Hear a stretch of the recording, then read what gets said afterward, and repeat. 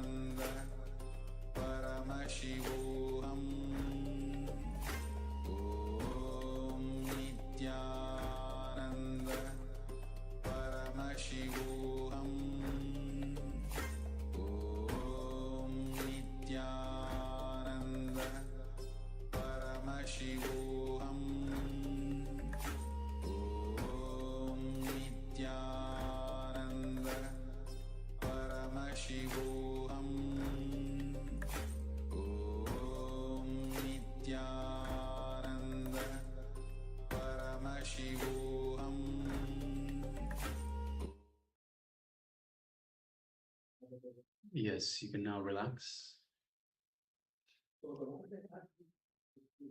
And just take a moment and share with us your experience. And what did you see for this power manifestation, the power of body scanning?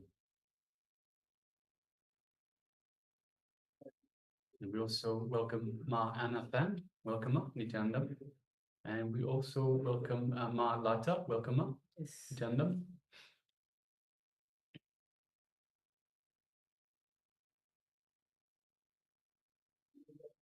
So once again, requesting participants, as part of this body scanning power manifestation, let us know how you went, what you experienced, and what did you see. Take a moment to share.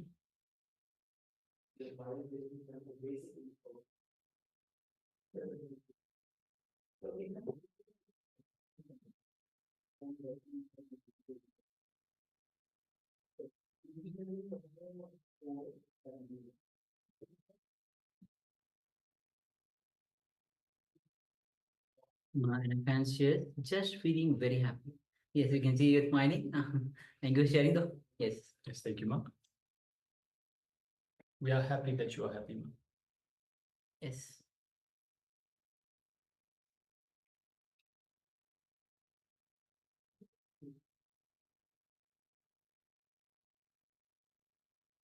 So yes, requesting participants, let us know your experience as part of this power manifestation, the power of body scanning.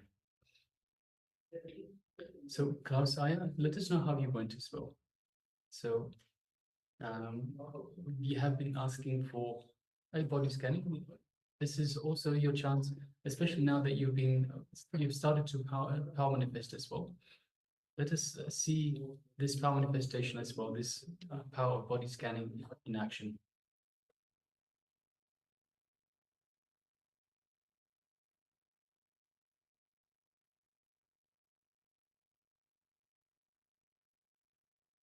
So that's it. I didn't see anything. Okay, thank you very much for sharing, Aya.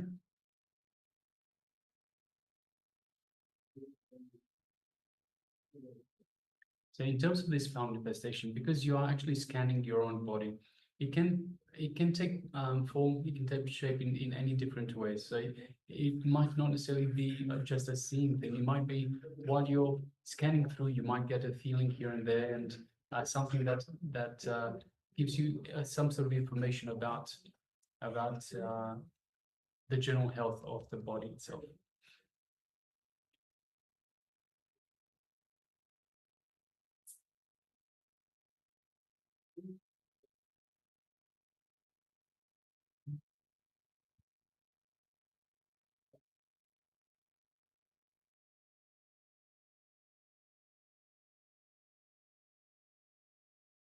All right. So if you are still sharing, please take a moment and share.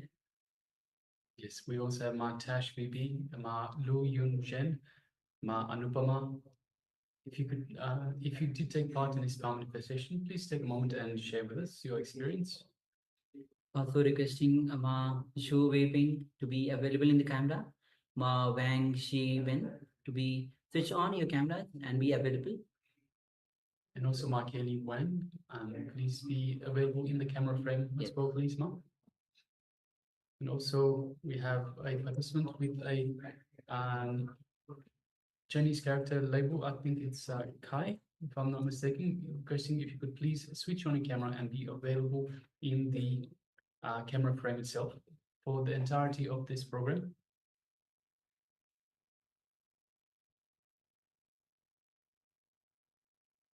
All right, so if you're still sharing, please go ahead and share. And of course, it's important to share. We stress out every day. It is important to share because this is how you get confidence that you are in fact manifesting. See, if you just try to remember, yes, I manifested something, I saw something, you're eventually going to forget. So it's not going to stick in your mind. But if you share, it reinforces this belief, this understanding that you can actually manifest this power. So the moment you share, you strengthen this belief.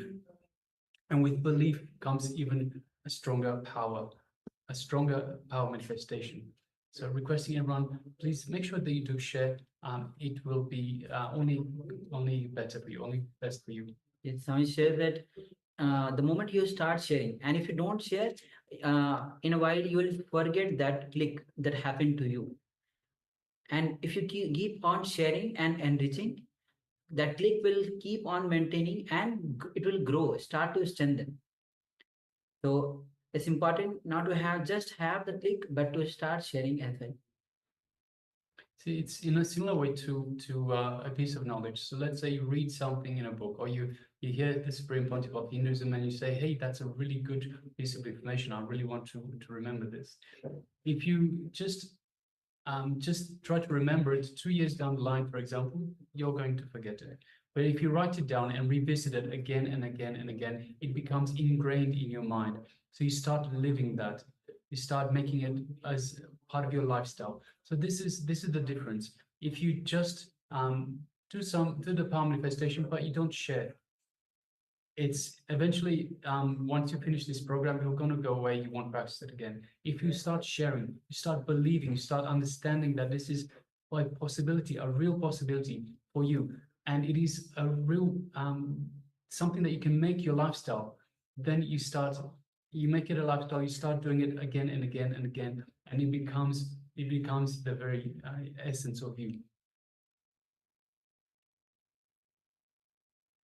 All right, so let us now move on to the next segment. And the next segment is going to be on enter into the bargain of your life.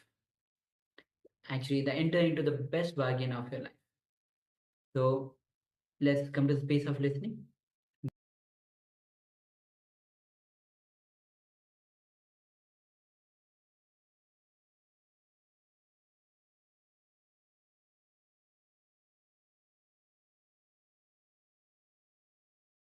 नमो अर्हन्तानम् नमो सिद्धानम् नमो आयर्यानम् नमो उवज्जायानम् नमो लोये सव्वसाहूनम् एषो पञ्चनमक्कारो सर्वपावपनाशनो मङ्गलानां च सवेसिम् पदमं हवैः मङ्गलम्.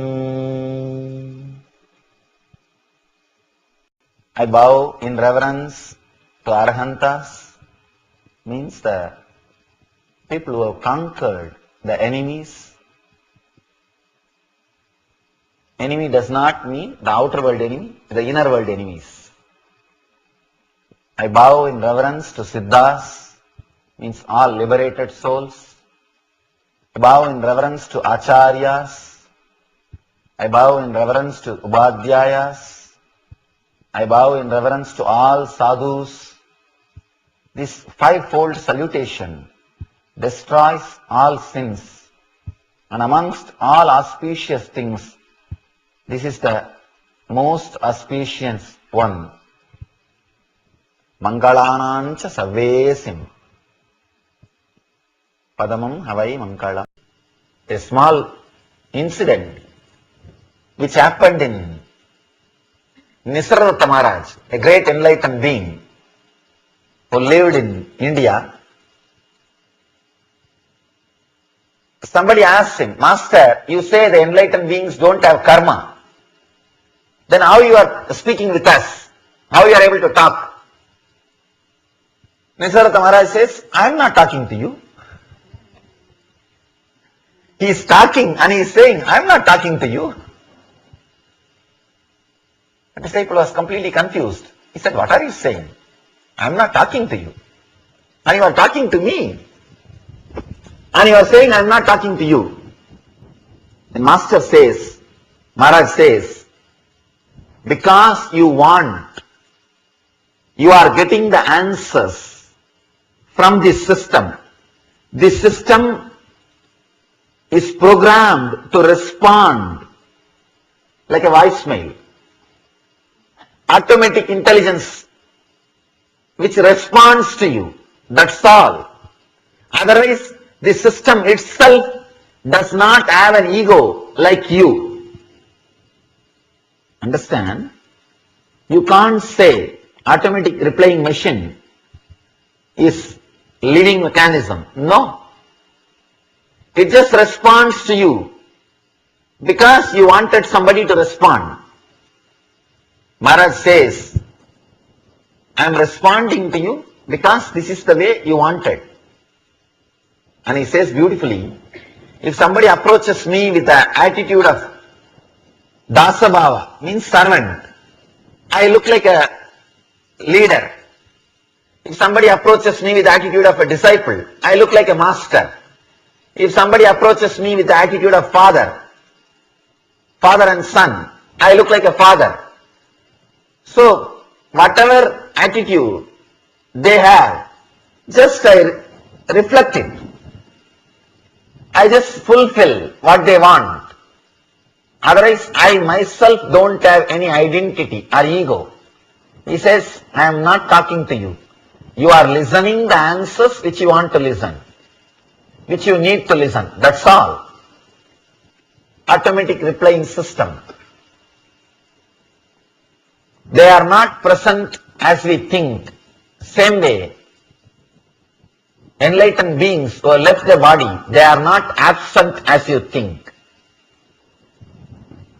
When they had a body, their presence had a body. When they left the body, their presence does not have a body. That's all.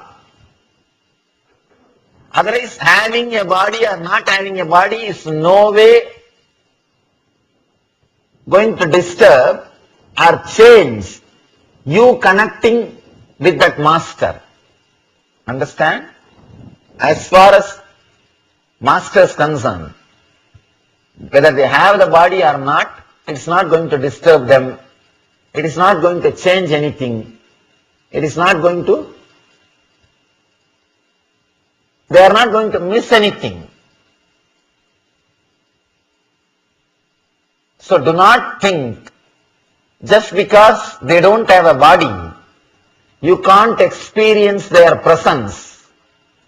This simple remembrance can invoke their presence immediately in that very moment, wherever you are.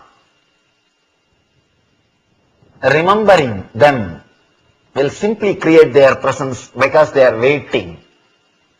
They are waiting to be called. The TV advertisements, you see that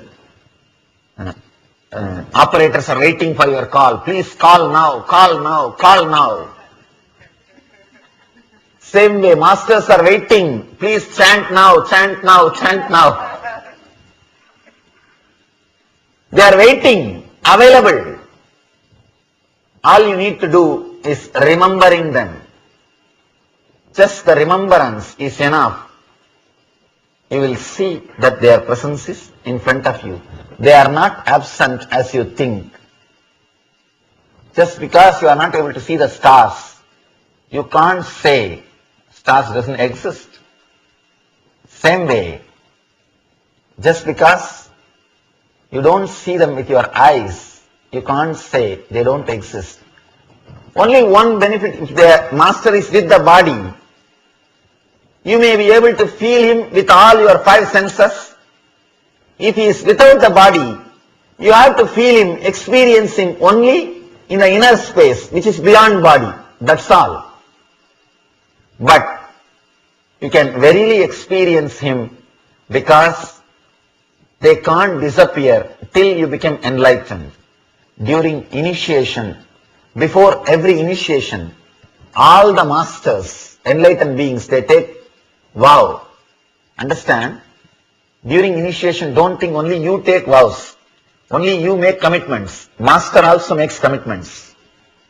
He says, till you become enlightened, the energy which is working through this body, even if this body is dropped, will help you and assist you till you reach the same state in which I am living. That's the commitment all the masters give. Till you achieve that same enlightened state, Even if this body drops, this energy promises you to guide. That is the commitment a master takes. Understand? So even Mahavir leaves the body, he has to make himself available to all of us till we become enlightened, till we achieve enlightenment. He has to make himself available. The moment you remember these great masters, you will see their presence is there in front of you.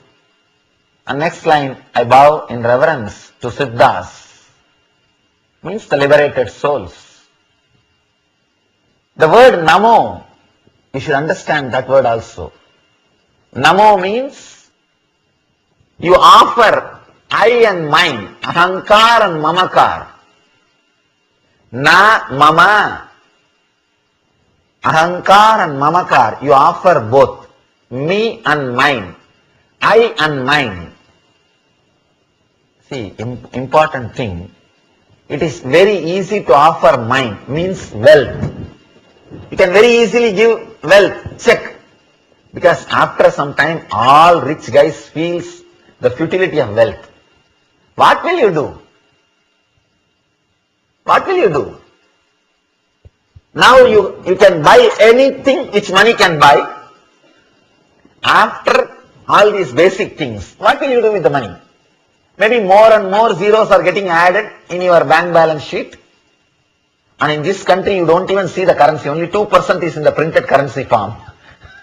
Only the passbook or the bank balance, more and more zeros are getting increased. And for that zeros, you give your whole life and you are constantly running. And finally, the person who is making you run, only those leaders' egos are expanding. And you don't even know what are you going to do. And suddenly you will leave all the zeros one day and become zero. And after some time, all rich people feel the futility of wealth. What to do? It's okay. It is very easy to give money. I have seen all rich guys erecting temples in every city. Why? They understood there is no value. There is no value. Money is valuable only till you achieve all your basic needs. Rich guy knows money is valuable only for a common man who has not achieved fulfillment in his basic needs. Giving the mind is not a big thing, very easy. But giving I is the real thing. Giving I is the real thing. If you give I, you become God in the temple. If you give mind, you become a person who build temples. That's all. Mahavir became Mahavir because he gave I. He gave away the I. He dropped the ego. He has gone beyond the ego. He has gone beyond the I and mine. Understand? Do you want to be a donor?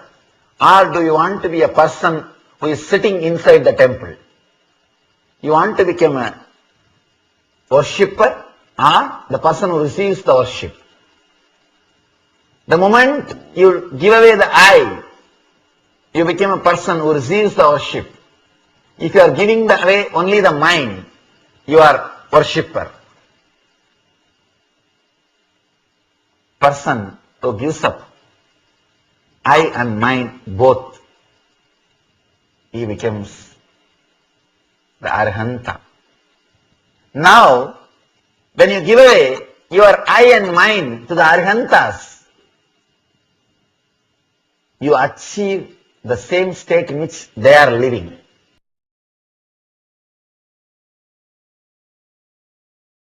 There is a beautiful stotra, a beautiful line by a great enlightened master, Ramana Maharshi. Let me repeat the words and then I'll translate. Amazing line. Tandadu Yendanai Kondadu Undanai Sadurar Yargolo Arunachala. This is a verse in Tamil. He says, I gave me and mine and got you and what you are having. Who is the winner in this game? Tell me, Arunachala. Tell me, O Lord. Understand? I gave up I and mine, but achieved what you and what you are having. Now who is the winner in this game? You got only what I had. See, normally what you will have? Sarira rogamaya, mana sogamaya, atma dukkhamaya. That's all. These three is your property. Sarira rogamaya means the body with sickness. As long as you have head, you will have headache. As long as you have knee, you will have knee pain. As long as you have body, it will be rogamaya. Sarira rogamaya, mana sogamaya. Mind means depression. Understand? If you don't have depression, you will feel something missing in you. Now if you don't have anything to worry, suddenly you feel empty in a vacuum. And you are thinking, what is happening? I am not having anything to worry. What is going on in me? And you feel lonely. And you catch something and start worrying. Manas sogamaya and atma dukkhamaya. Your inner space filled with pain and sufferings. This is what is our property. When we surrender these things to an enlightened being, an enlightened master, the Arhanta, let us see what is his properties. Sarira tejomaya means sarira with which they are not even connected. Tejomaya means the conscious, filled body. See, there is a beautiful verse which says Mahavir's body is filled with milk. Understand, it's a metaphysical example. You need to understand, it means he is filled with a consciousness. Do not visualize in a physical way. Oh, if he is filled with milk. The story says when a snake has bitten him, only milk came out of his body. It's a metaphysical example. If you start thinking, oh, if he is filled with the milk, then what will happen if it becomes butter, if it becomes ghee? Don't think in an ordinary physical way. Try to understand the truth behind the story. He is filled with such a overflowing consciousness.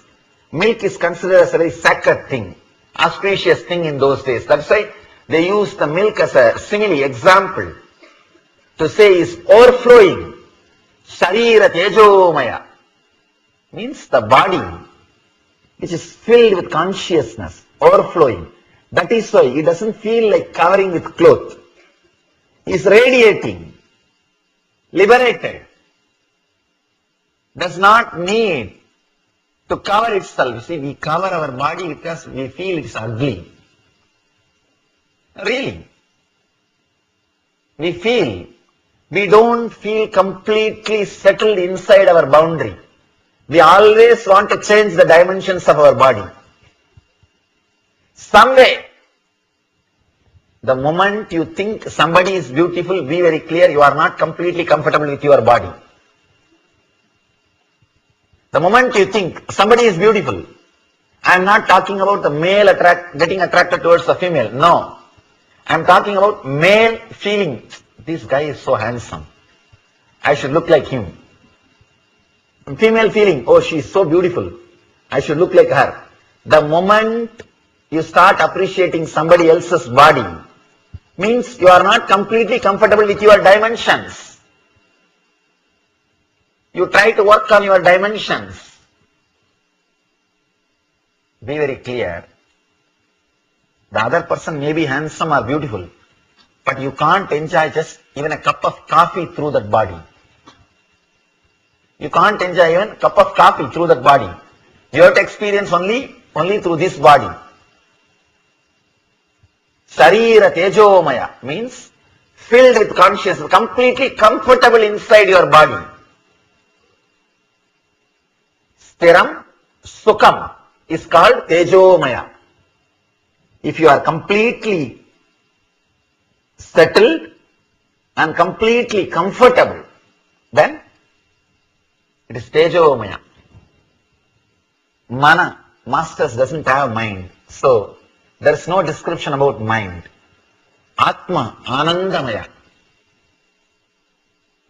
Radiating the bliss. Understand?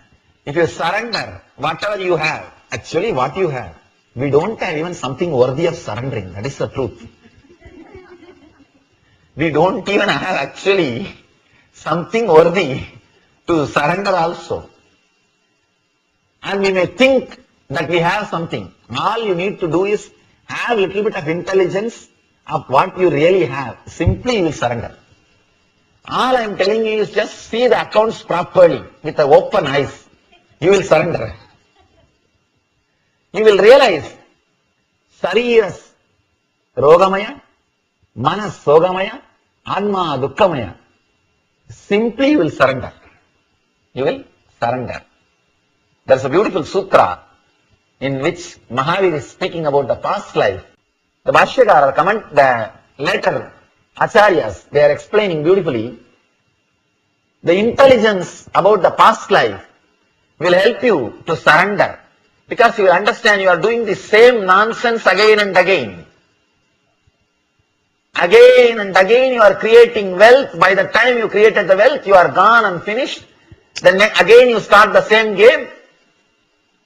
By the time you feel enough and you relax, you are no more. When you get this intelligence, you are doing the same nonsensical game again and again. You decide, now I am not going to do the same game. Enough. It is time to break free from the circle. This Janana Marana, the Samsara Bandha. You decide to liberate yourself.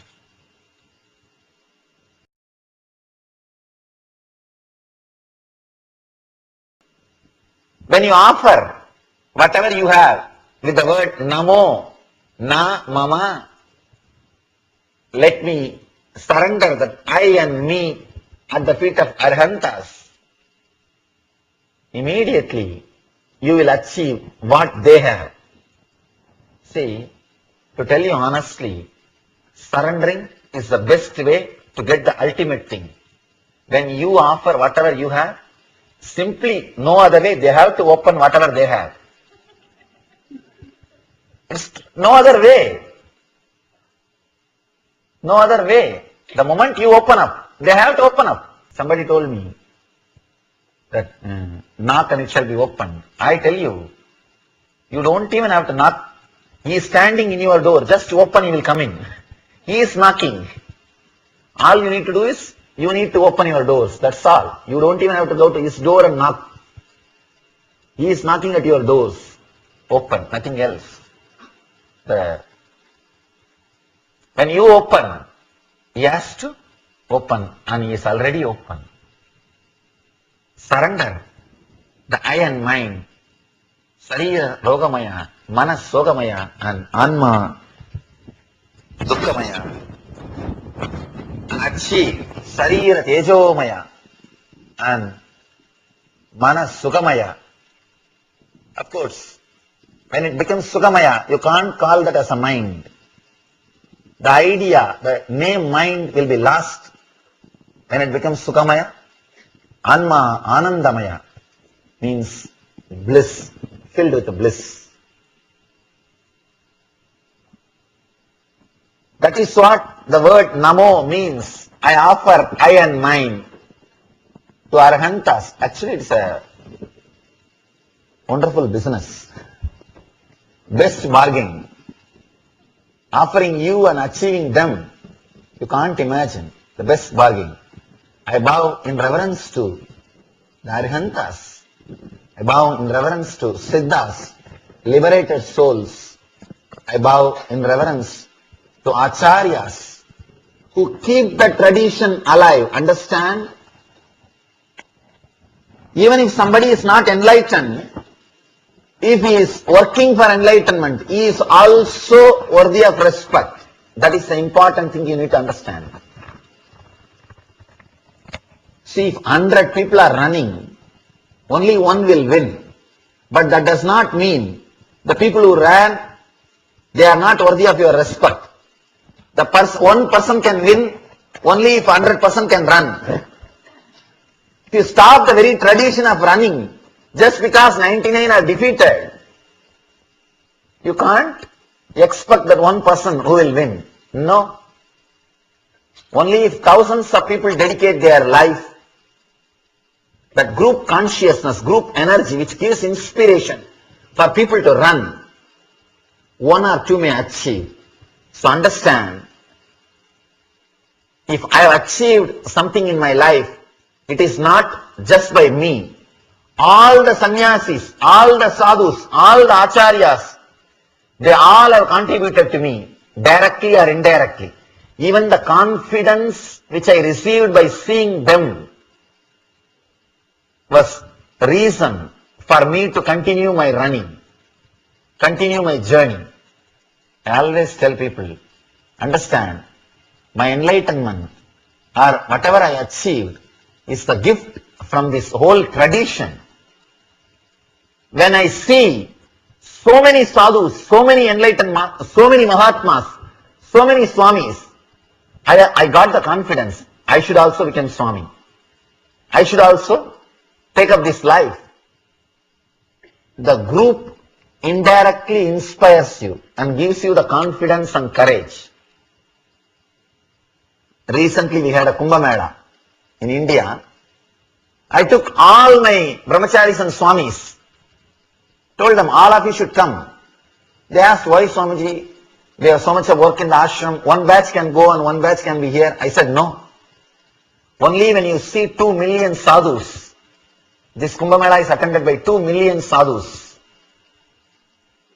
Totally, the estimated crowd is 90 million and 2 million sadhus and sannyasis. I told them, only when you see the 2 million sadhus, you will understand and have courage and confidence on this philosophy of sannyas.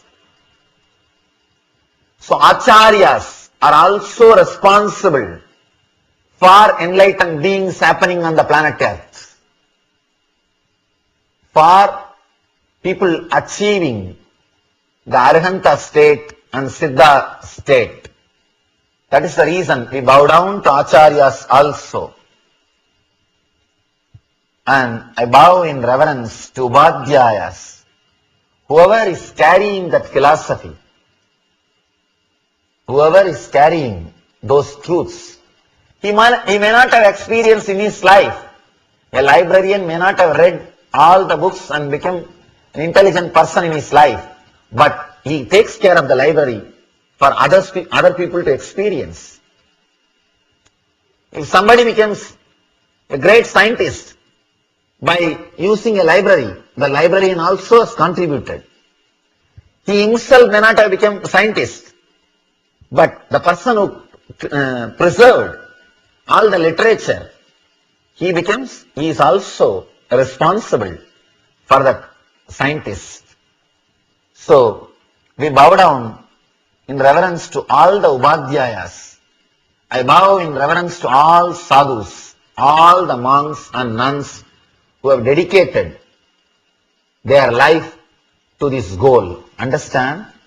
This is the only tradition which respects the people who are even traveling in the path of enlightenment. Let me be very honest. In Buddhism, Buddham Saranam Gacchami, Dhammam Saranam Gacchami, Sangham Saranam Gacchami. That's all. Buddha is respected and his teachings are respected and his Sangha, his community is respected.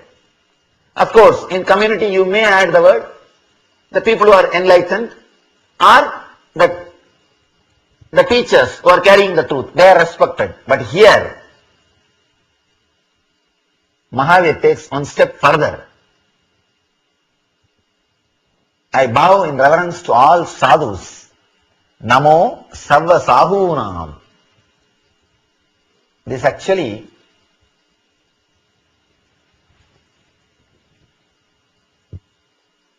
great inspiration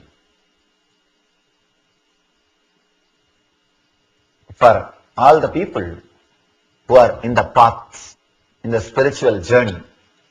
He says, I bow in reverence to even the sadhus, monks and nuns who are working towards the great goal, great truth.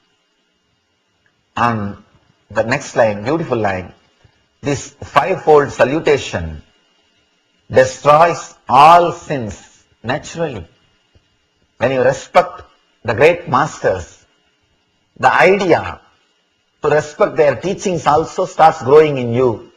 And those teachings will naturally destroy all the sins engrams in your life. Understand, sins does not mean the acts which you committed. It is engrams which you carry. Samskaras which you carry. That is sins. When you bow down, when you offer the eye and mind to Arhanta, simply the samskaras which you carry will be destroyed. Patanjali says beautifully, you don't have to create a canal to get water. Just remove the obstruction. The water will flow towards you. So you don't have to achieve enlightenment. Remove the obstructions which you are having, the eye and mind. You will have enlightenment. It will simply happen in you. You are only just stopping it. The eye and mind is the blockage. Surrender it at the feet of Arhantas. Arhanta is alive. It is difficult to surrender. You will be afraid that he may take it away. It is very difficult to surrender when a master is living. Now, we don't even have that problem. See, let me tell you a small story. One blind man, he was trying to find a stick for walking. So, he was searching something. Somehow by mistake he got a frozen snake. He was staying in Himalayas, in the cold. The snake was frozen. He thought that is a stick and started using it for walking. One enlightened being saw this and told, hey, drop that. In 1 hour when the sun comes, the snake will come back to life and it will bite you. You will be killed. Please drop that snake. You are not carrying a stick, you are carrying a snake. That guy said, no, I know it is a snake. You take care of your work. Leave me. And the master said, no, you are carrying a snake, leave it. Then that guy started shouting, I think you don't have a stick. That's why you are asking me to drop. The moment I drop, you may pick up this stick. And master told no. Master forced him to drop the stick. And this guy started beating the master with the same snake. Understand? Same way, when Arihantas say, drop eye and mind, you may think that I think he doesn't have, that's why he is asking me to drop, he may pick it up when I drop. If I drop this too, he may take it away. No. He is not asking you to drop for himself. And now we don't even have that problem. We have only his presence. So understand, sincerely offer yourself at the feet of these great masters. You will see the conscious transformation starts from this moment. From this moment. Whatever samskaras, sins you have, will be washed away, will be destroyed.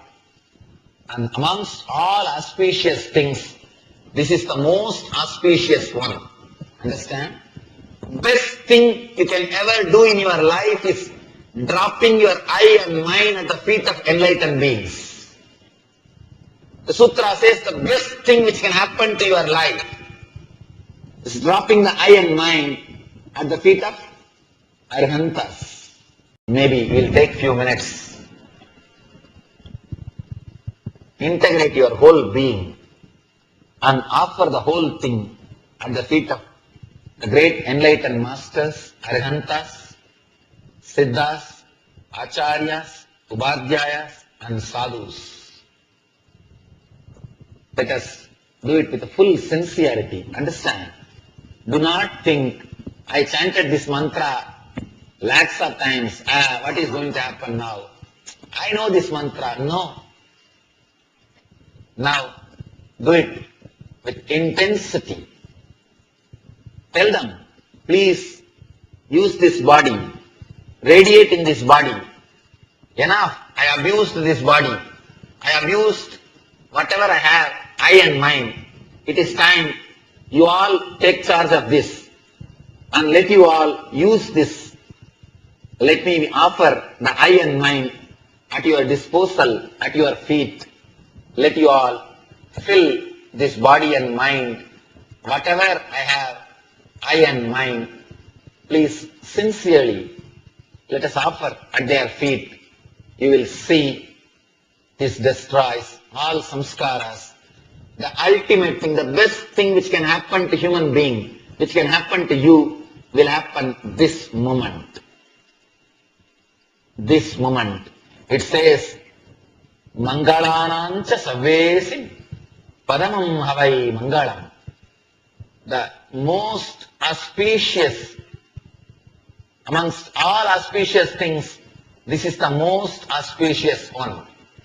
The best thing which can happen to your being will happen the moment you bow down, you surrender the I and mine at the feet of these great masters. Let us take few minutes, close your eyes. If you know this mantra, you can repeat or at least offer yourself with a intense devotion. First, feel connected to these great masters, all the 24 Tirthankaras and Arhantas, Siddhas, Acharyas, Ubadhyayas, Sadhus. First, feel deeply connected towards all of them for bringing the science of enlightenment to the planet Earth and keeping it alive for so many thousands of years, through which we are enriching our life, our inner space. Namo Arhantanam, Namo Siddhanam, Namo Ayaryanam, Namo Vajjayanam, Namo Loye Savasahunam,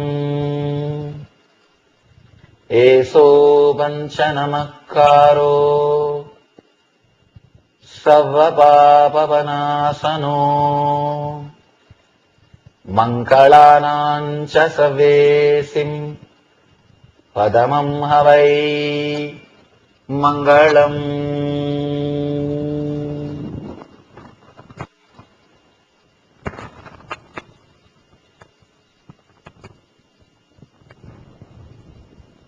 I bow in reverence to Arhantas.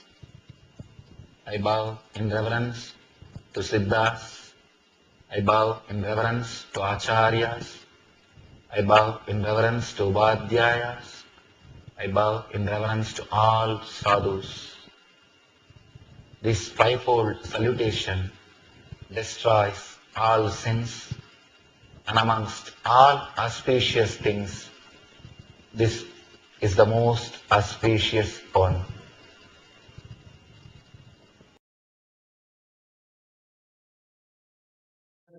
Yes. So when you surrender I and mine, you will have what Arihantas have. When Swami says that his own story, he is grateful to all those teachers and all the sadhus who have inspired. Because as he gave me the example of Kumbh Mela, he took all the sannyasis to the Kumbh, so that when they see all the sannyasis, millions of sannyasis, they will get inspired to live the lifestyle. They will have the courage to live the lifestyle, because everything that inspires to have that enlightenment. Swamiji himself shared that whether it is teachers, whether it's upadhyayas, all the arihantas, bowing down to everybody, because these keep this enlightenment science alive. All we have to do is drop our I and mind. When we drop I and mind, we will have that which they have. Yes, and also, so Swamiji beautifully told about this verse, enlightened master in South India that said, I gave me and mine and got you and yours, what you have. So who is the winner in this? See, the Aryantas, as we just mentioned, are inspirations to all those who are seekers, all those who are seeking enlightenment. And Swamiji told us very beautifully, the only thing you don't have to achieve enlightenment. The only thing you have to do is remove the blockages. And the blockages are the I and mind. It's as simple as that. You remove the I and mind, and enlightenment simply happens. Yes. And Swami shares that body is sickness, and Sharira Rogamaya, and Atma Dukkhamaya, Mano Shokamaya. His body is sickness, mind is depression, and the inner space is filled with suffering. So when you drop everything, you enter the space of Arihanta. All right. So with this, we'll be moving on to the internalization exercise. So let us now enter into internalization exercise on active ego, passive ego, and social ego.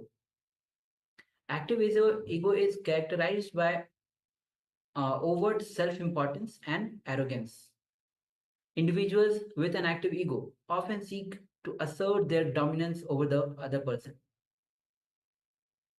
So we'll be taking a few minutes to identify and pen down where you are acting out of active ego and through which word it is expressing in you. So requesting all of you to have the pen with you, notebook with you, and we'll be projecting for your reference the question. Identify again what is active ego. Active ego is characterized by overt self-importance and arrogance. Individuals with an active ego often seek to assert their dominance over other person. So let's identify and pen down where you are acting out of an active ego and through which word it is expressing in you. So we'll be presenting slides. Take a moment and start to pen down. Have the pen and paper with you. It's important to understand, first of all, it's important to internalize all the words that we give as the active ego we are entering into. When we understand, then we'll be able to work on it. So let's take a moment and pen down all the words that you have that expresses active ego in you.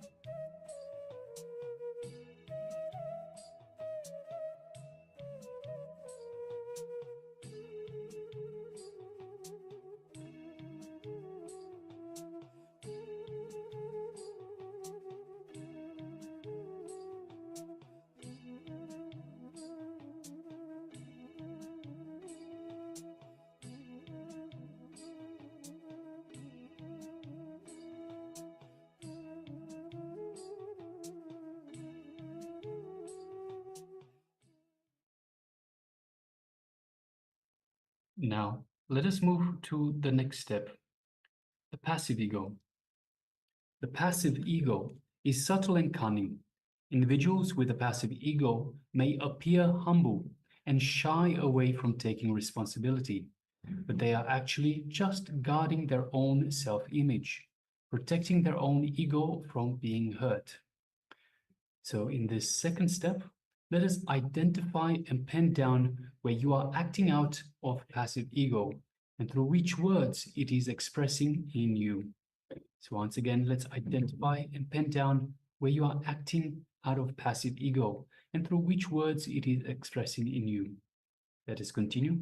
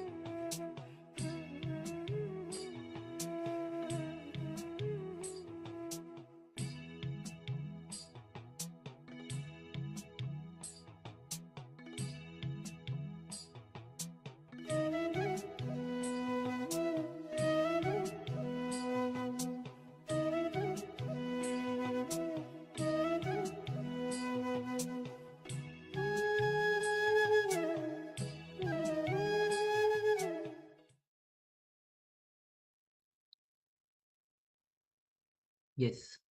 Now let's move to the third step.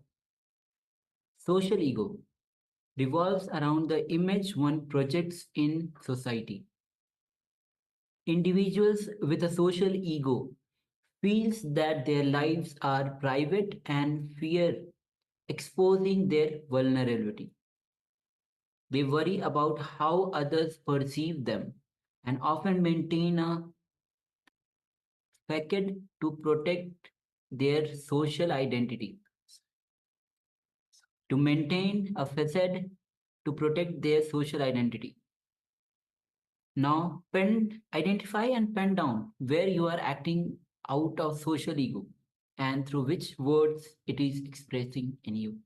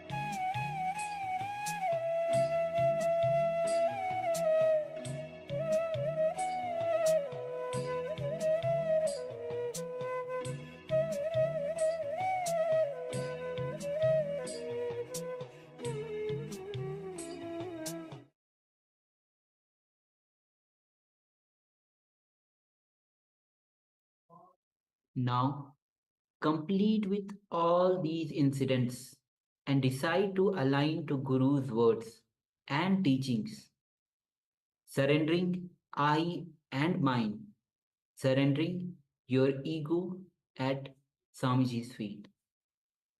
Again, complete with all these incidents that you have penned down and decide to align to Guru's words and teachings, surrendering I and mine, surrendering your ego at Guru's feet, at Swamiji's feet. Let's take few minutes and pen down and complete with all these incidents.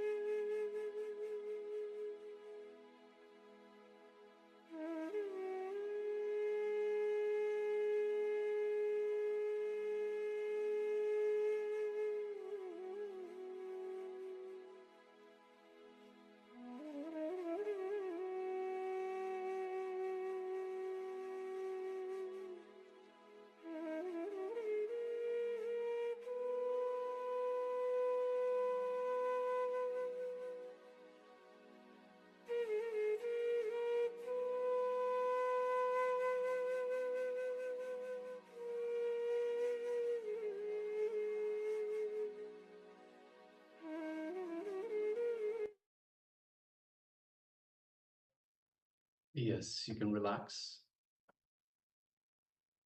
So this was a powerful internalization exercise to surrender the I and mind, to understand the ego, to understand the incidents where we have been acting in ego, whether active, passive, or social ego.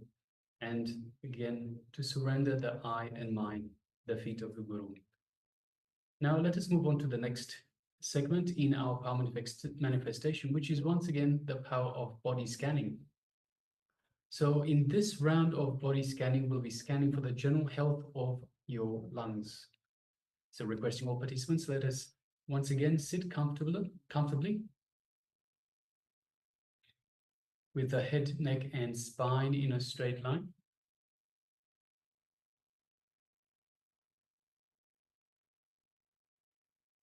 And let us just connect to Swamiji in our inner space, the area of the Ananda Gandha just below the heart center.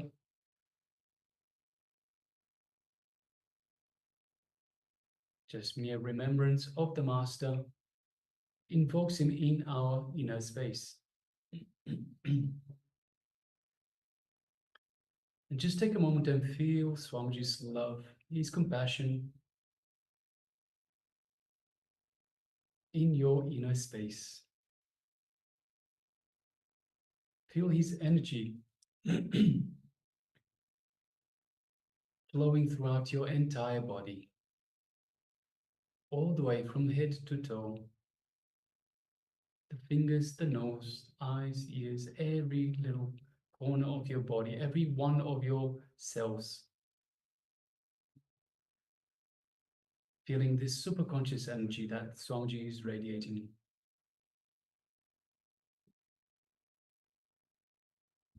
Just take a moment and feel the space of oneness with the Supreme Pontiff of Hinduism, Swamiji.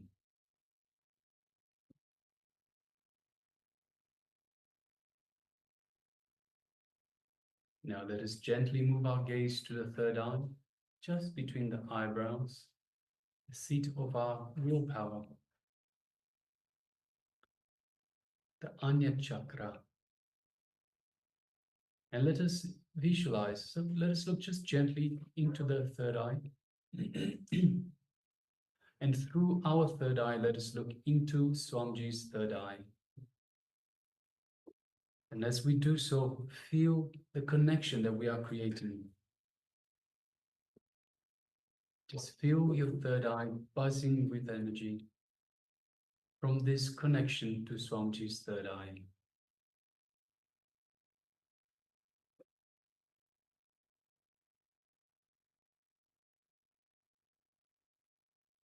Now let us start chanting the Mahavakya. Om Nithyananda Paramashivoham. Om Nithyananda Paramashivoham. Om Nithyananda Paramashivoham. Continue chanting the Mahavakya. And from this space of oneness with the Supreme Pontiff of Hinduism, with Swamiji,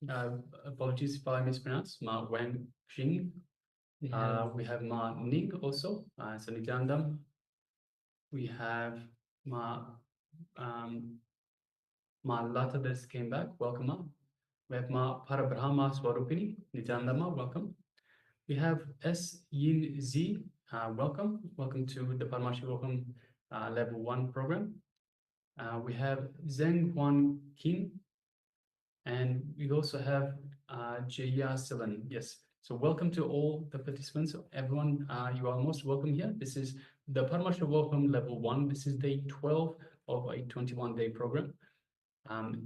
Please, if you have any questions at all at any point during the program, please do let us know. We would be only too happy to answer all your questions. So everything related to the program itself, we are here to serve you. So welcome to the program. And with this, let us share what was revealed to you as you scanned your own overall health. Klaus shares, I saw nothing. All right, thank you for sharing. Yes, thank you, Klaus.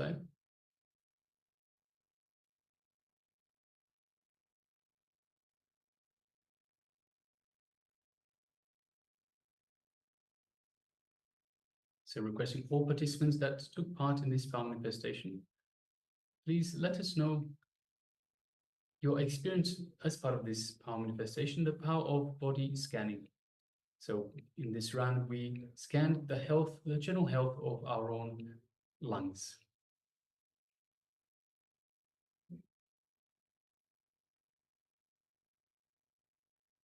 So Klaus, just with regards to, so once again, you said you saw nothing. Have a look inside. See, whenever we don't manifest powers, there is something inside us that is stopping us. So have a look inside and identify what is it that is stopping you from manifesting this power. So you started manifesting the power of third eye vision. So it's not a matter of not being in the space of oneness. It's not a matter of not being able to manifest.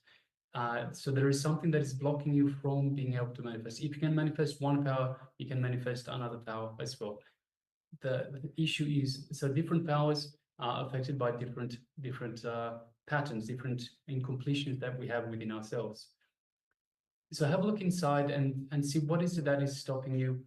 What cognition? So you might have some cognition where perhaps you don't want to see, perhaps you're afraid to see, or perhaps you think this is not really the way you want, or you want someone else to do for you, or something along those lines. Have a look and see what cognition and what desire you have that might get in the way of this power manifestation. All right, just waiting for a couple of minutes and then we'll move on to the next session. Yes, so requesting all participants that have taken part in this power manifestation. So if you have taken part, Ma Anupama, and Ma Wen Xing, Ma Chu Wei Ping, Wen Shi Bin, Ma Parabrahma Swarupini, Ma Lata. So anyone, please let us know what you experienced in this power manifestation.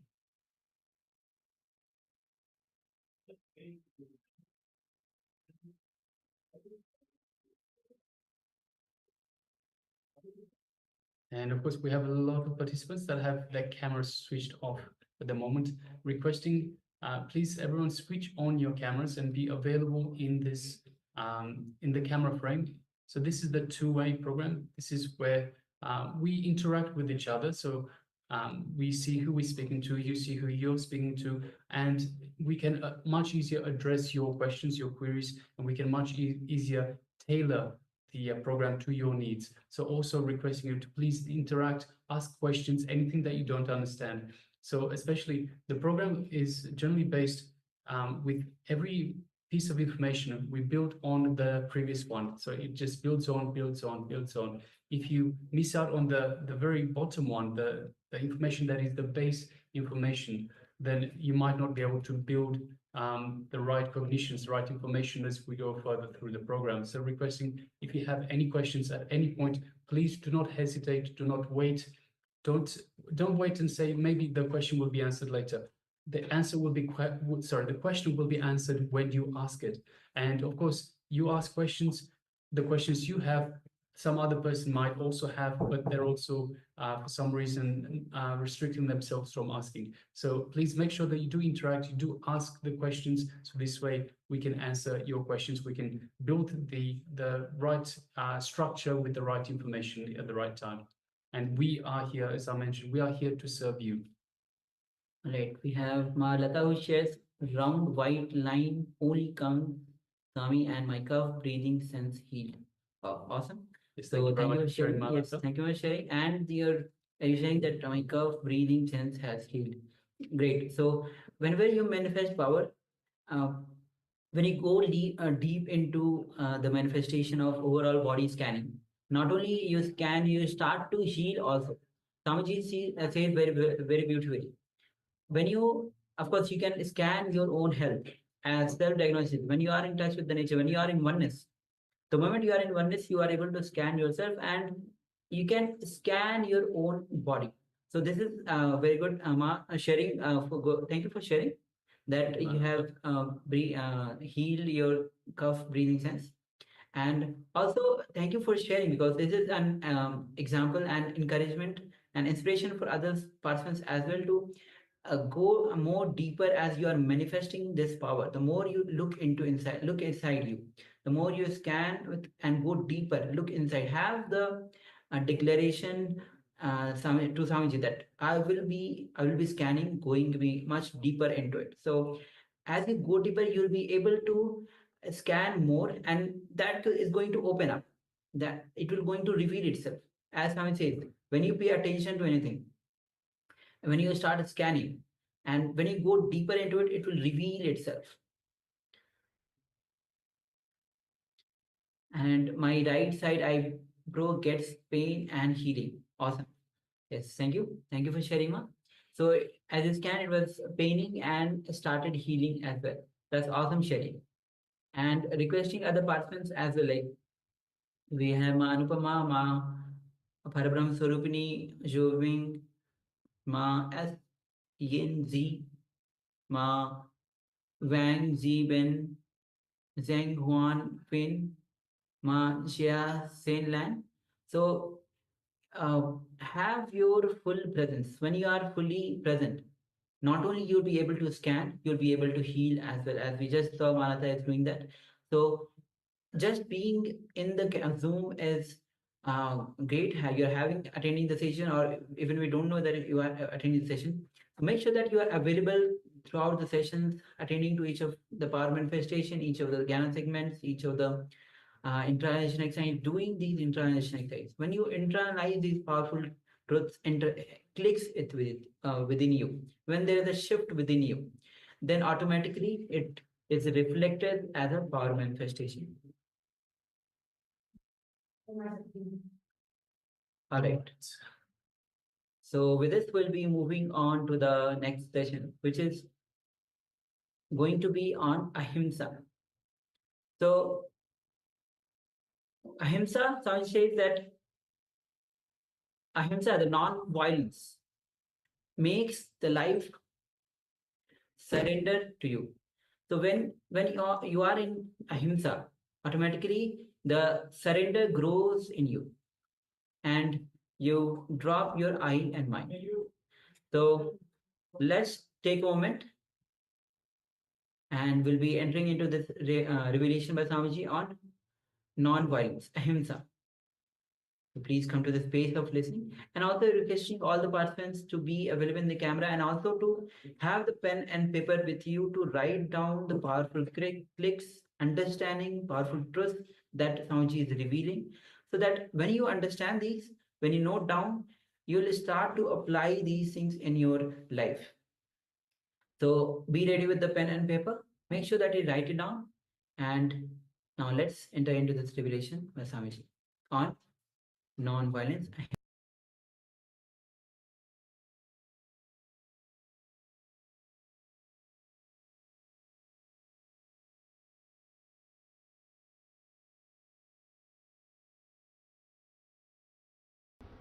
Let's enter into the first sutra. First sutra is about ahimsa. Dhamma Sutra, Ahimsa Sutra. Dhammo Mangalamukkitam, Ahimsa Sanchamotavo, Devavi Tam Tamassanti, Jasadamme Sayamano. Beautiful. It's not actually Sanskrit. It was the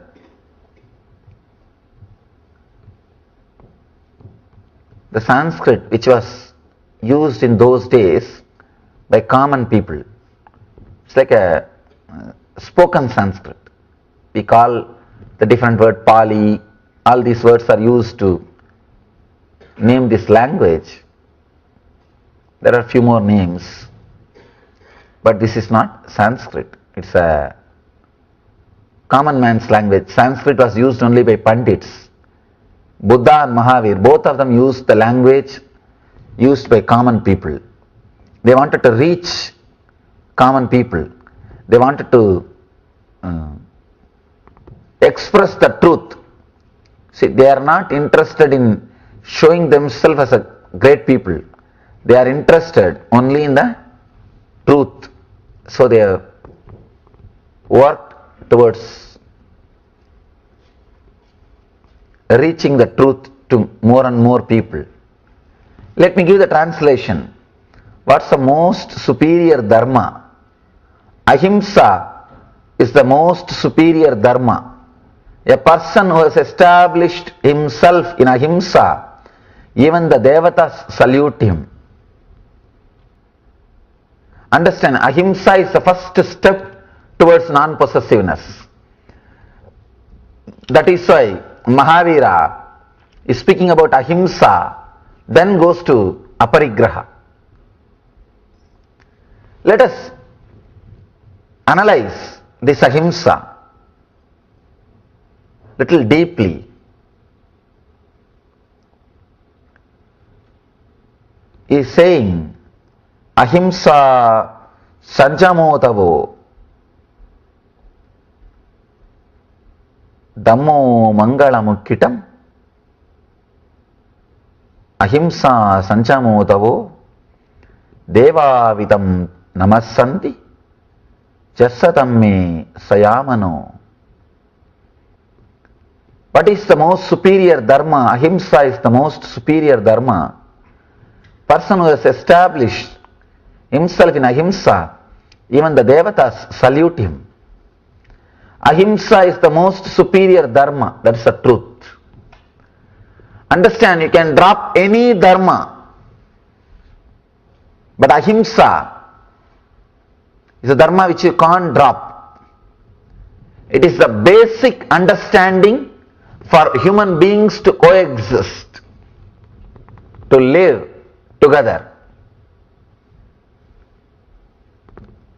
Without ahimsa, no human being can live on the planet Earth. Please understand, even the people who committed hundreds of murders, at some point they had ahimsa. That is why they have not murdered some other people. See, from the young age, at some point they were with ahimsa, means non-violence. Otherwise, the day they are born, they would have started killing from the parents. Ahimsa is the basic truth of life. One important thing we should understand, all the great masters, whether Buddha, Krishna, Mahavira, Shiva, all of them are talking more about ahimsa. All the Eastern masters talk more about ahimsa than about love. Love comes only second. Ahimsa is emphasized. But for a Western mind, the word love is looks more appropriate because it is positive things, positive thing. Non-violence is more like a negative, but ahimsa is more like a positive. And love is more like a positive. But all the Eastern masters, they emphasize more on non-violence than love. Because in love, slowly you become aggressive. Not only that, when you say I love you, you give some promise to the other person. And all promises are failures. The moment you give promise to somebody and you don't fulfill, that is also non-violence. That is also violence. You give a promise to somebody that I love you, I am going to create heaven around you. The moment you say you love somebody, directly or indirectly you have given many promises, sharing roses and giving them the idea that you are going to create heaven for the other person, or you are really going to make the other person happy.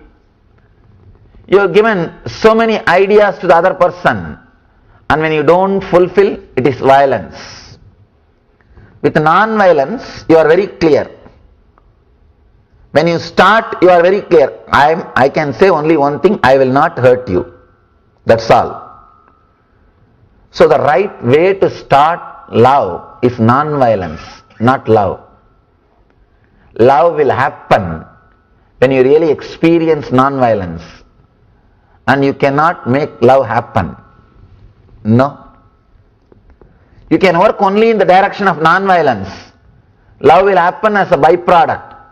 If you try to work directly in the line of love, you will mess up. And you will end up creating troubles for you and for the other.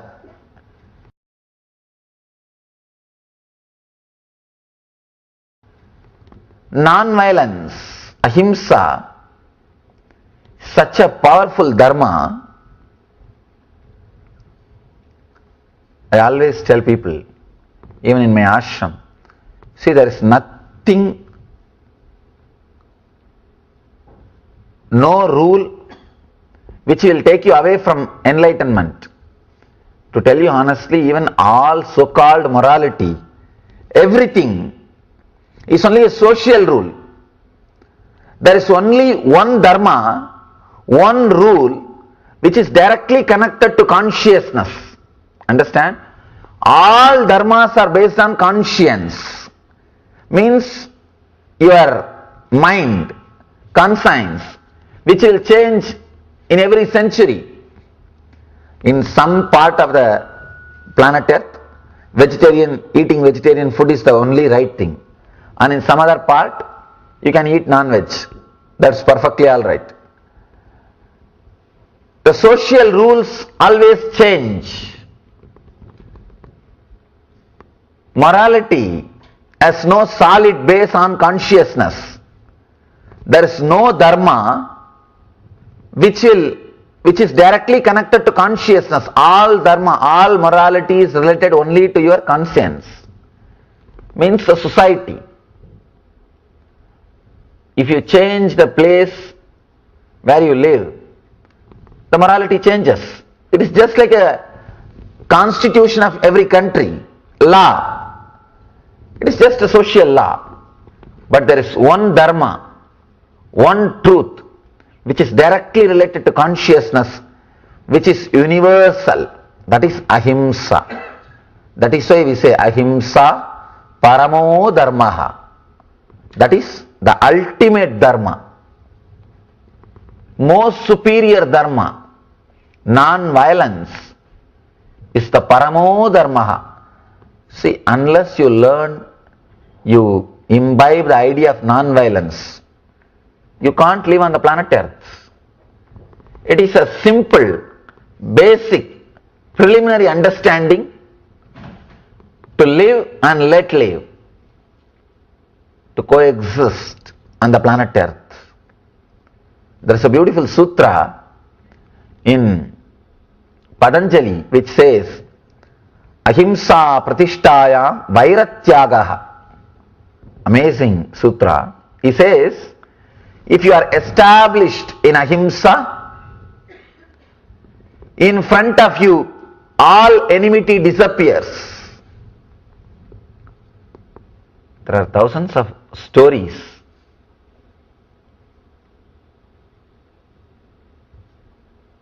Animals or people dropping their negativity and enmity in front of enlightened masters. Thousands of stories. In Buddha's life, we can say so many stories. There was a mad elephant sent to kill Buddha by one of the Buddha's cousin. And when the elephant came in front of Buddha, it just stopped and bowed to Buddha and did pradakshina and went away.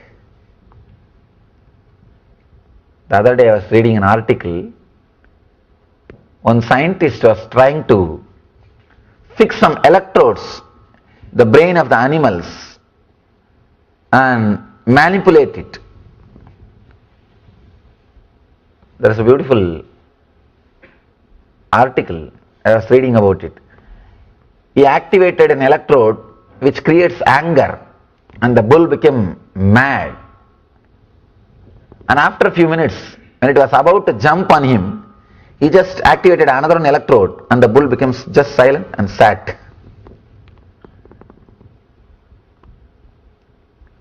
When you are really established in non-violence, in front of you, no animal can experience violence. The brain part which aggravates anger or violence simply disappears. It stops working in front of you. One important thing you should understand, whether you understand or not, believe it or not, whatever you strongly experienced, you radiate that quality. You express it. Even if you try to cover, you can't cover. You can't hide. You can't hide. You radiate. In the Sanskrit, we have a word called darshan, means seeing. They say even seeing negative people will create negativity in you. You may think, how can that happen? You don't know, because they are constantly radiating that same kind of waves, that same kind of thoughts. There are so many stories. Let me tell you a story which happened in my life.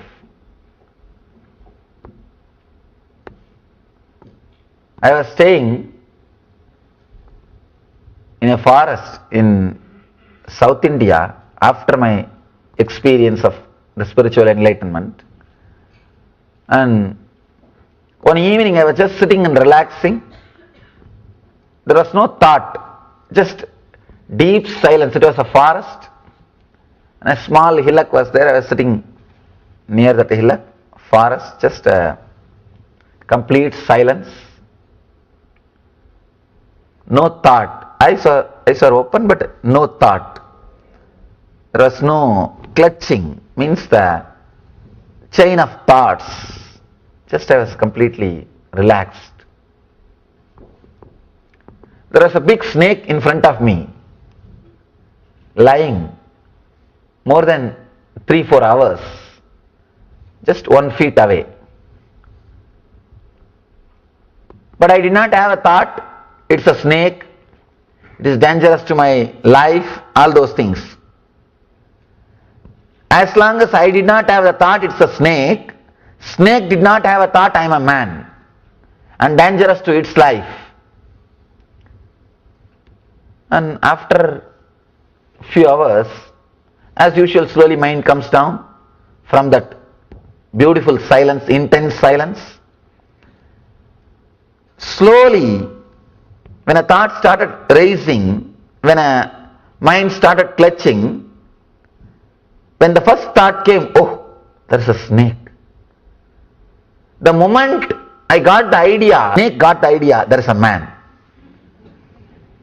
Till then, the snake did not have idea, I am a man. Only when I got the thought, there is a snake, this is snake, The snake started thinking, I am man. There is a man. Then I slowly moved little backwards, and the snake also just moved little away, went and disappeared. Understand? As long as I did not have a thought, it's a snake. Snake did not have a thought, I am a man. Only when I feel threatened, when I felt I am in danger, so naturally now the possibility to attack, the non-violence has disappeared. Now the violence may start. There is a possibility where violence is there. Same way, the snake also felt that there is a possibility for violence is there. See, only when you are afraid you attack. Be very clear. All the people who think they are great warriors, they are all cowards. Only cowards attack.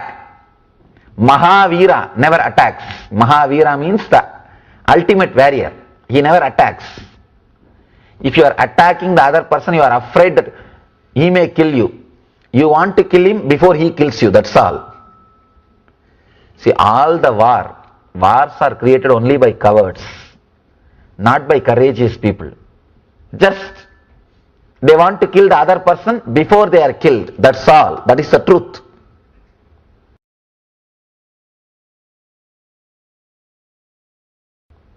That is the truth. Even in your life, be very clear. If you are threatened by somebody, sit and analyze. That person must be feeling threatened by you. And try to sort out that issue. You will never be disturbed. Whenever people come to me and say, I am threatened, I am in danger, I tell them, no, wait. Just see. You must be threatening the other person in some way, directly or indirectly. Find out and remove the fear from him. Say, send him a message directly or indirectly that you are not going to be a threat for him. You will not have any dangers. You will attack only when you are threatened. This incident, it taught me a big lesson. Only when I had the thought that there is a snake had the idea there is a man. And one more important thing, this happens, this is a law of nature. This happens only with natural beings, never with so-called conditioned human beings. Conditioned human beings are moved away from nature, they moved away from the truth. If this is truth, Jesus shouldn't have been crucified. Mahavira shouldn't have been stoned. Buddha shouldn't have been poisoned. Then why that has happened? See, Patanjali says, Ahimsa pratishtayam vairatyagaha, means when you are established in non-violence, in front of you enmity disappears. But this is only with the natural things. This can happen with animals or the people who are living in a natural way, tribals. There is a beautiful story with in the Buddha's story, in the Buddha's life, Buddha's meeting with Angulimal. You heard of Angulimal? That guy is a big serial killer. He must have been Zodiac of those days. He killed 999 people and cut their thumbs and made a garland for himself. He was living in a forest. Buddha was advised not to enter into that forest because Angulimal is living. Buddha said, no, it's okay. He walked, and the story says Angulimal saw Buddha and was about to kill Buddha. Buddha said, wait, you can kill me, but answer few questions. Buddha asked few questions. Angulimal was not only not able to answer, and he transformed himself and became the disciple of Buddha. This can happen with Angulimal because Angulimal is not having any religious beliefs. He is not having any social conditionings. He is not corrupted. He is with nature. He kills just out of his animal instincts. Understand? Person who is killing because of his animal instincts can be transformed. Person who is killing because of belief systems, difficult to transform him. That is the ultimate corruption, the worst thing. When Patanjali says, Ahimsa pratishtayam vairatyagaha, he means the violence in you will disappear, but the conditioning won't disappear. That is why if you see the master's life, whenever an animal is sent to kill them, it just settles down. It loses its enmity and comes back. And the same way, man who is living like an animal, if he goes to kill him also, he just settles down and comes back. But not a man who is conditioned. That is why I tell people, if you are conditioned with some religious beliefs, some conditioning, without enlightenment, you are more dangerous than any animal. You are the worst criminal than any animal. Here, the Vairatyagaha can happen, means the disappearance of enmity will happen if you are natural, or if you are facing the beings who are natural. There is a beautiful story in Adi Shankara's life. He wants to establish a monastery in South India, and he was traveling. One place he saw, frog was giving birth, and the snake was protecting that frog from the rain. Understand? Frog was giving birth, and there was rain. Snake was protecting that frog from the rain. Of course, it happened because of the presence of Shankara. In the great master's presence, animals lose their enmity. So Shankara saw this and he said, this is the right place to create the Pita. And he established a Pita. That place is called Sringeri. Still that Pita is there. It's one of the oldest traditional Vedanta mutts. In the presence of great masters, simply enmity disappears.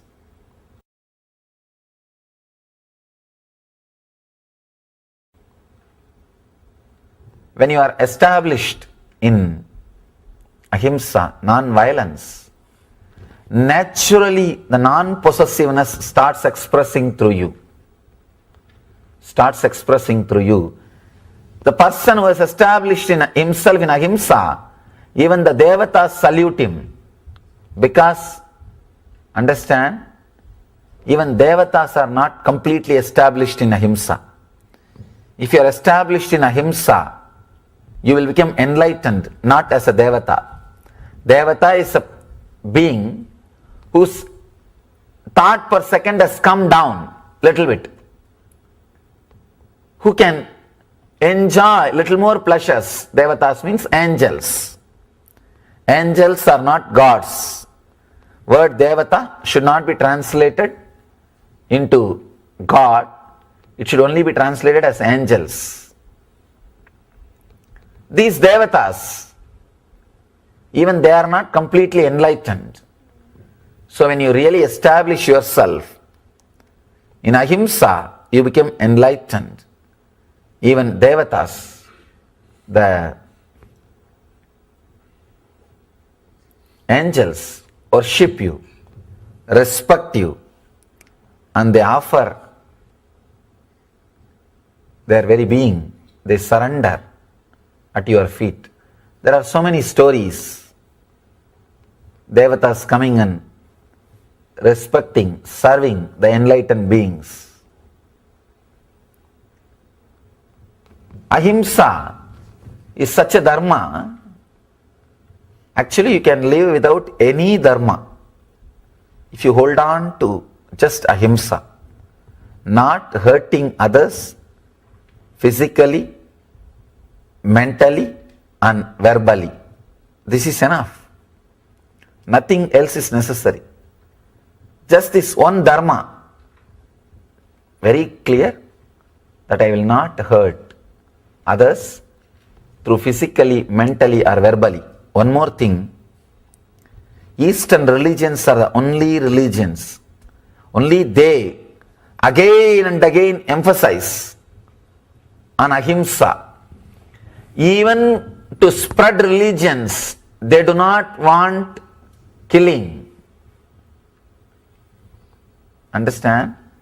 Even to spread religion, because any religion will compromise on their teachings when it comes to the spreading, when it comes to the question of survival. Because if religion has to survive, it has to spread. If it doesn't spread, it won't survive. Eastern religions do not even bother about surviving. They do not bother about spreading. They do not bother about conversion. They are more established in ideology. Here, even for spreading, they are not giving exemption. No exemption. There is no word holy war. There is no word like holy war exists in the Eastern tradition. No, you can't kill, even for spreading, even for converting, even for teaching. No. Masters are very clear. I think the greatness of Mahavira, he took this ahimsa to the extreme. His followers they don't even do agriculture because it is related to killing the plants. Plants do have life. Forget about the question of non-vegetarian food. They don't even kill plants. And they even tie a cloth in front of their face so that the insects or the worms or the bacteria which are in the air won't die when they speak. He has taken ahimsa to the extreme.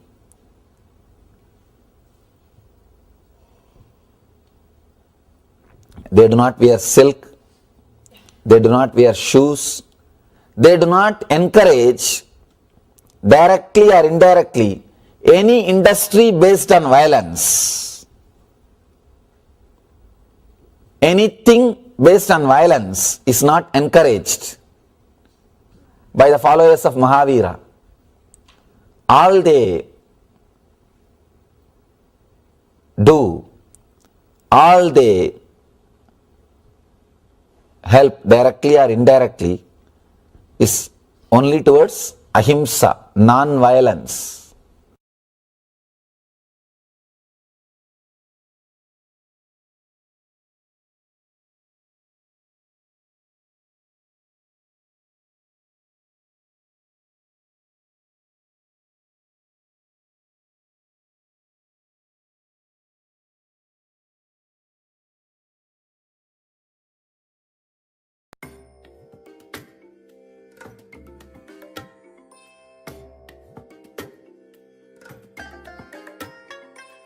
I bless you all let you all open all your three eyes and manifest the powers of Mahasadashiva. Om Nithyananda Paramashivoham.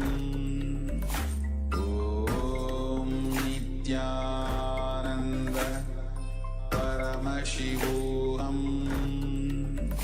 Om Nithyananda Paramashivoham.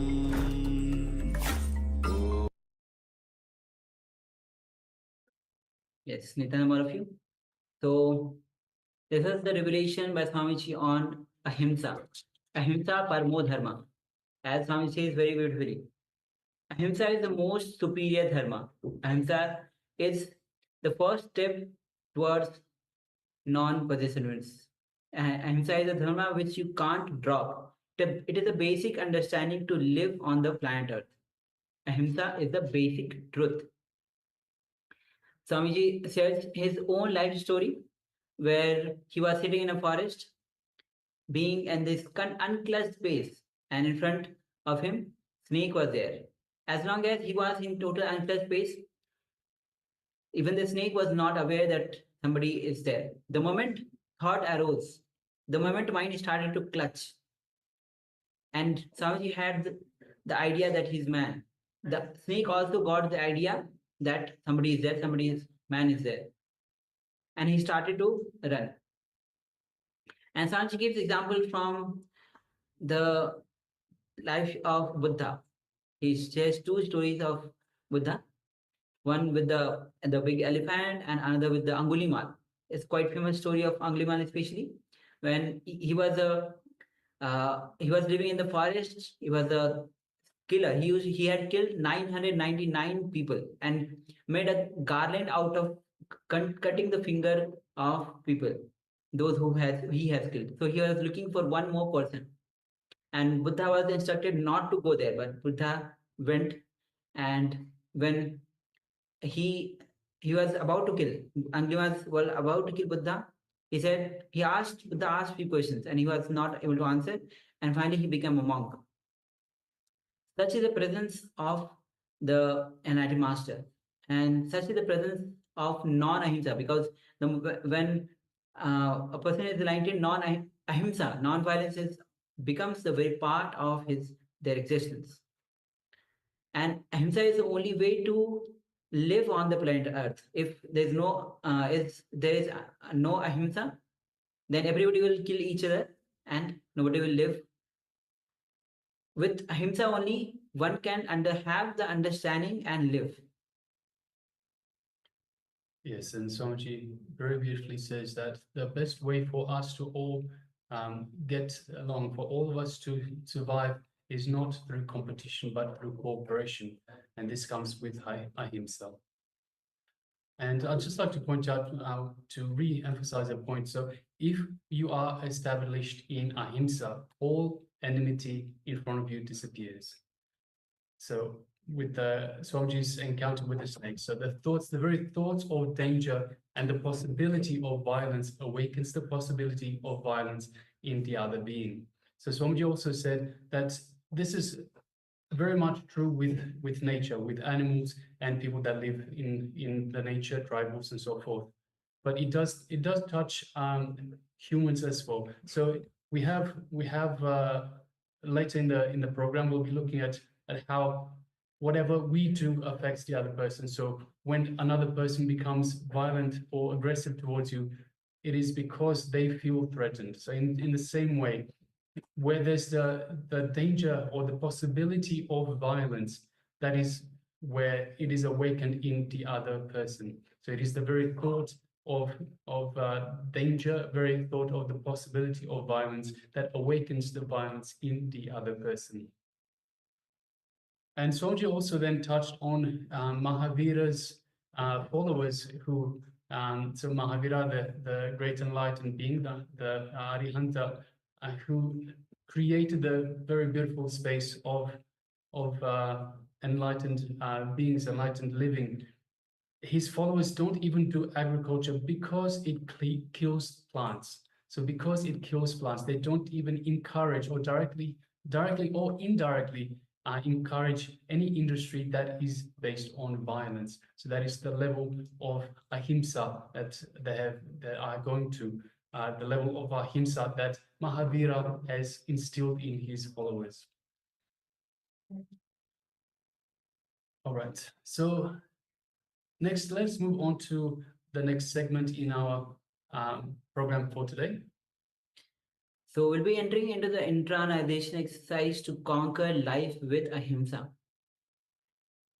So the Sutra of Mahavira were composed using the language of Pali.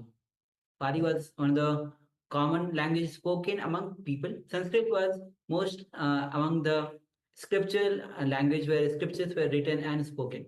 Pali was a language more in common with the intention of making them accessible to the general population because it was spoken in the general public.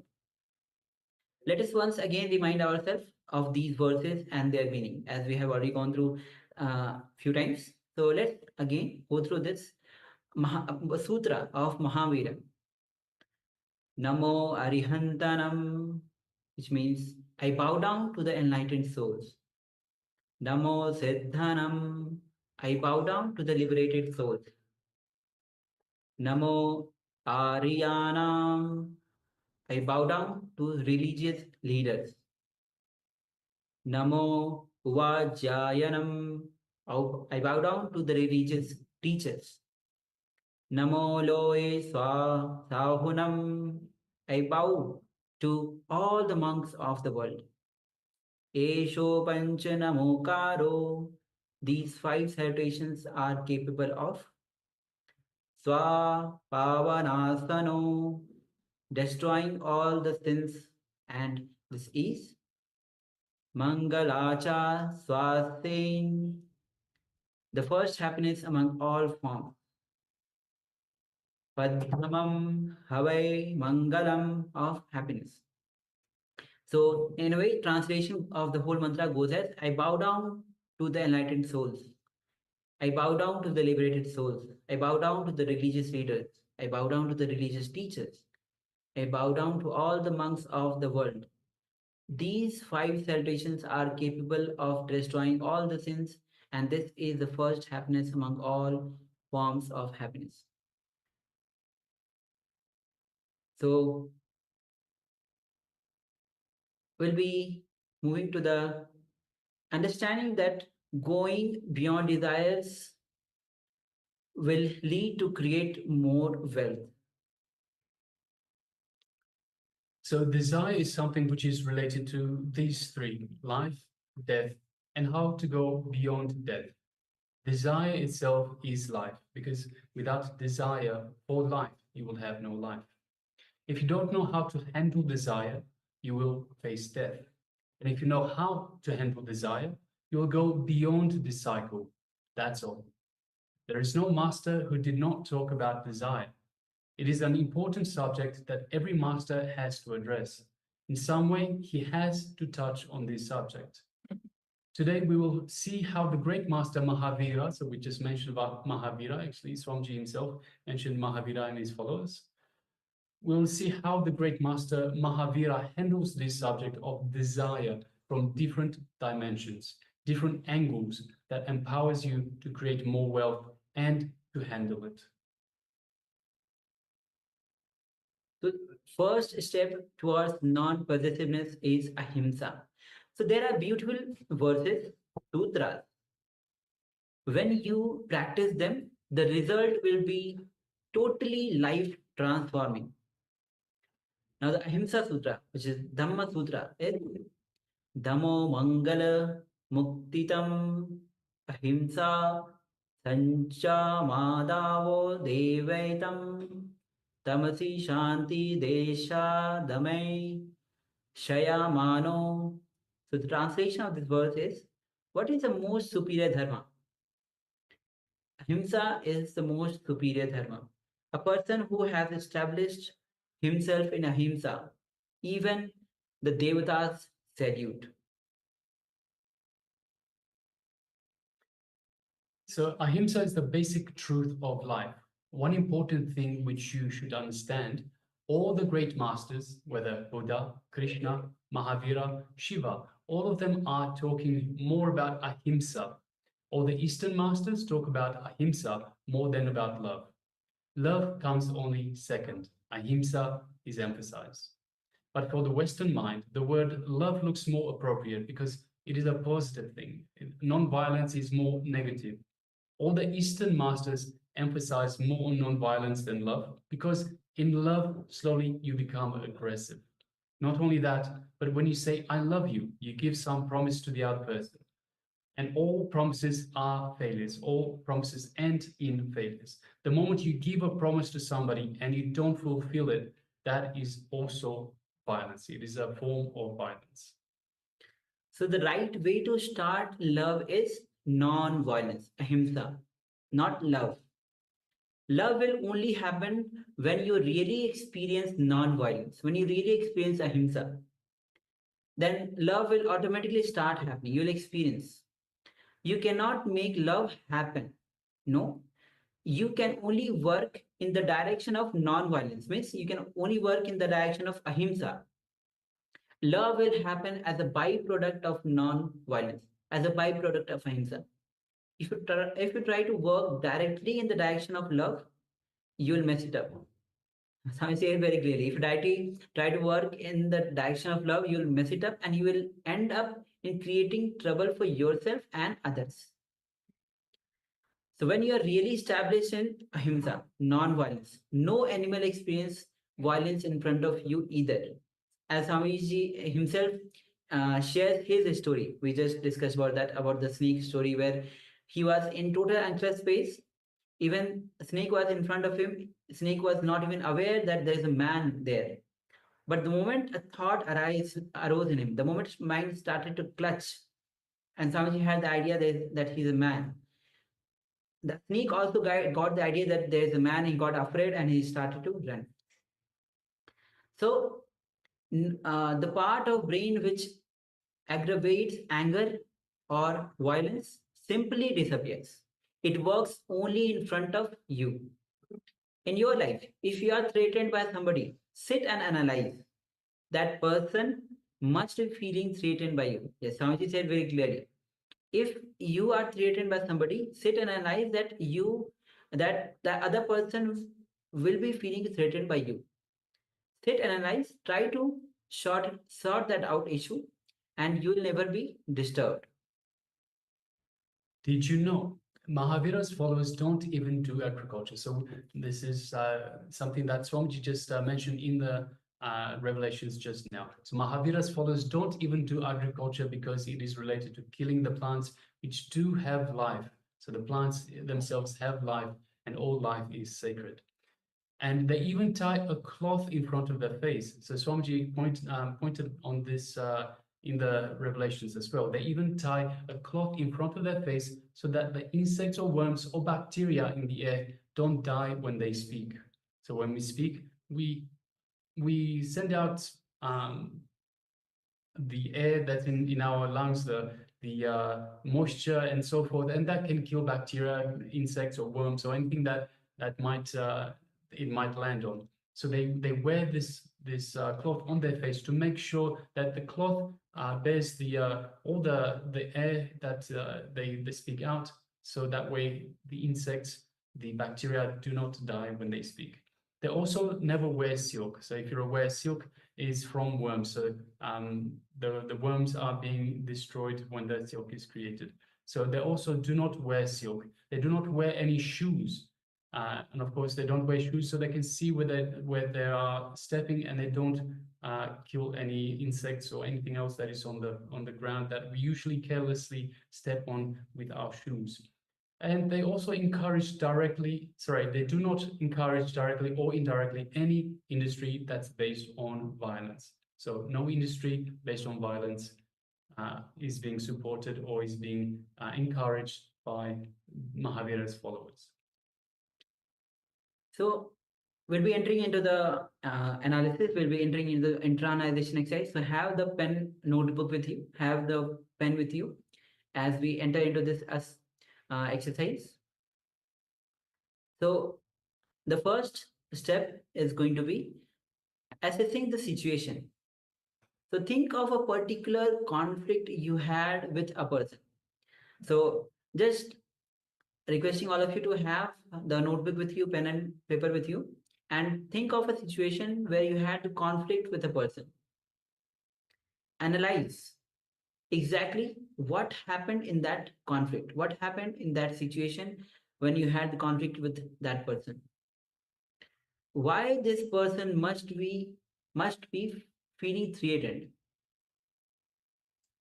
and how your actions may have contributed to their feeling threatened. Once again, first think about any particular conflict that you had with a person, analyze that, what exactly happened, why this person might be feeling threatened, and how your actions may have contributed to their feeling threatened. Consider if there was a miscommunication or misunderstanding between both the parties. Elaborately pen down about the incident. So we'll be projecting the slide for your reference. Have a look at it and start to pen down. Let's begin.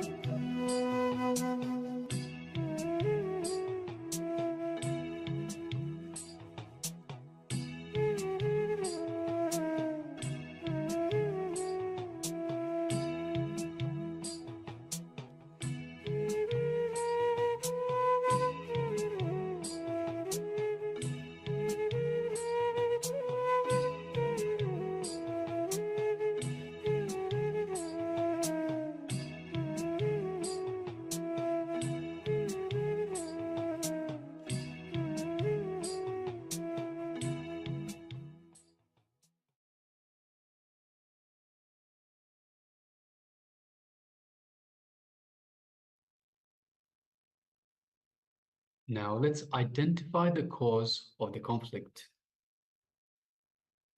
Try to understand the emotions you experience in the situation. Do not try to find a reason for the situation. Only try to analyze your emotions. For example, in a relay race, you almost ran over a fellow participant. This led to a conflict. At the moment, you felt threatened that you wouldn't make it to the end of the race and reacted out of anger. So have a look and for the situation that you encountered. Try to understand the emotions that you experienced in that situation. Don't find reasons for the situation, just analyze your emotions, nothing else. Let us continue.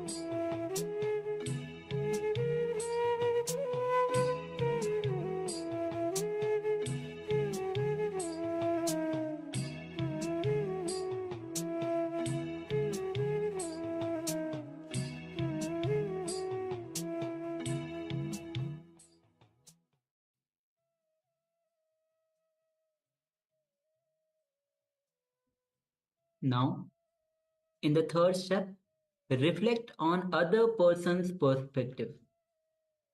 Analyze the situation by understanding the emotions the other person would have experienced and how they felt threatened by you. This exercise will help you empathize with them and find possible solutions. For example, reaction of your peer.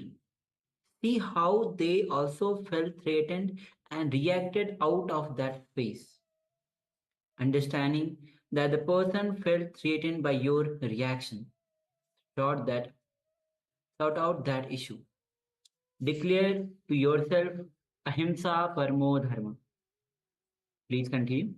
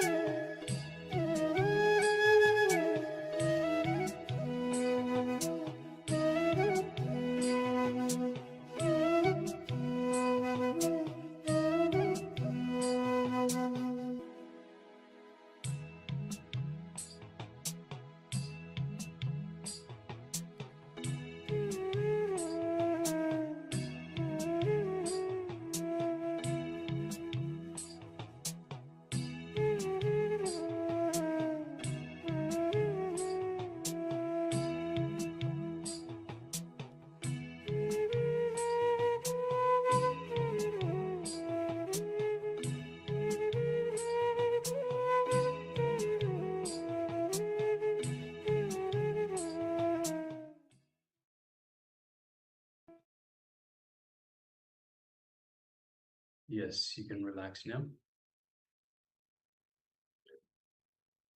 So that was analyzing conflict resolution with ahimsa. So now let us move on to the next segment in our program today, which is once again the power manifestation segment. And today's power manifestation, once again, is the power of body scanning.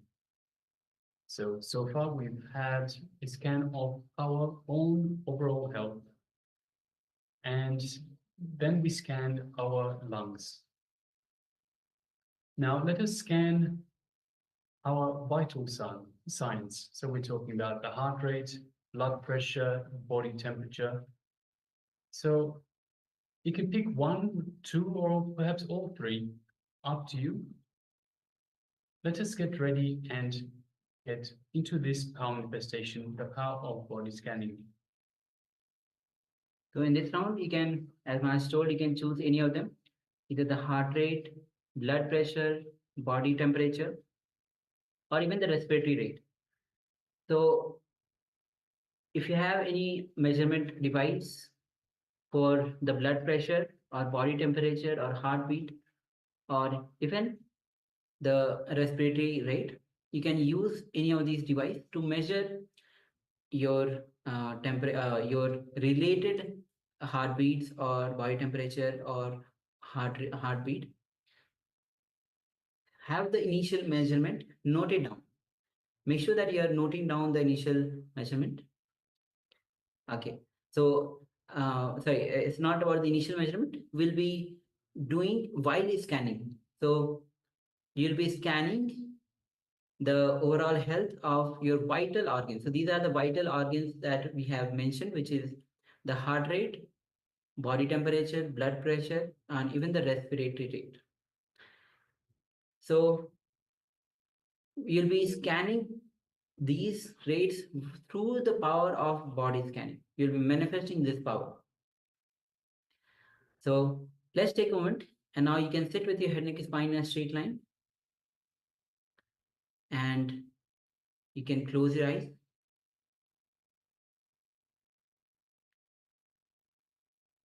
Visualize Swamiji in your inner space.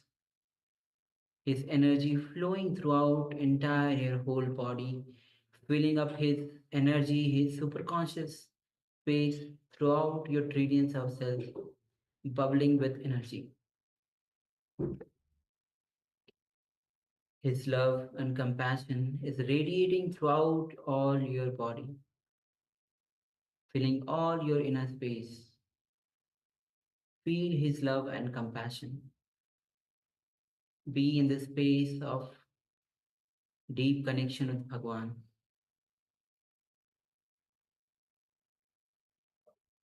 Now, gently bring your awareness to your third eye. And through your third eye,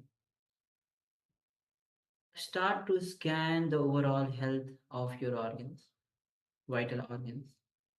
As you chant the Mahavakya, Om Nithyananda Paramashivoham. Om Nithyananda Paramashivoham. Om Nithyananda Paramashivoham. As you keep vibrating with this Mahavakya, remember, Mahavakya is the cosmic code that Swamiji has given us to connect with him deeply. Keep vibrating with Mahavakya and start to scan the vital organs of your body, whether it is the heart rate, blood pressure, heartbeat, or even the body temperature. Let's begin this manifestation.